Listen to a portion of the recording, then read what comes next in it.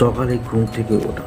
রোজ সকালে ভোরে বিছানা ছাড়া অভ্যাস করুন। বেলা পর্যন্ত উঠবেন না। তারপর অন্তত 30 মিনিট শরীরচর্চা করুন। এর ফলে শারীরিক ও মানসিক উভয় স্বাস্থ্য ভালো থাকবে, ওজন নিয়ন্ত্রণ থাকবে এবং মাসল শক্তিশালী হবে। সকালে উঠে নিয়মিত ব্যায়াম করলে মন ও মেজাজ ভালো থাকে। পুষ্টিকর খাবার খাওয়া। রোজ পুষ্টিকর খাবার খাওয়ার অভ্যাস করে তুলুন।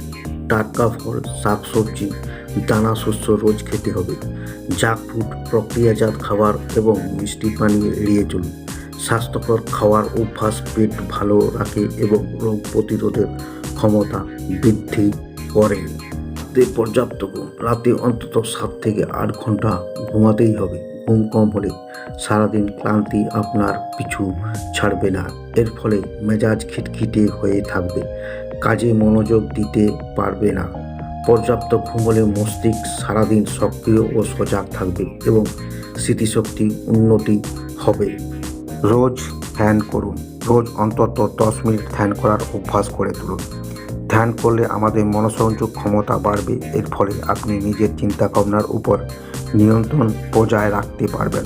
মন শান্ত থাকবে ও আপনি আত্মবিশ্বাসী থাকবেন। রোজ কিছু নতুন শিখুন। রোজ কিছু না কিছু নতুন শেখার চেষ্টা করুন। নতুন কোনো ভাষা হোক, নতুন কোনো কাজ হোক বা নতুন কোনো তথ্য। মাথায় রাখুন, রোজ আপনাকে নতুন কিছুই শিখতে হবে। এর ফলে আপনার মস্তিষ্ক সক্রিয় থাকবে এবং আত্মবিশ্বাস বাড়বে। নতুন জিনিস শিখলে আপনি নতুন নতুন মানুষের সঙ্গে পরিচিত হতে পারবেন।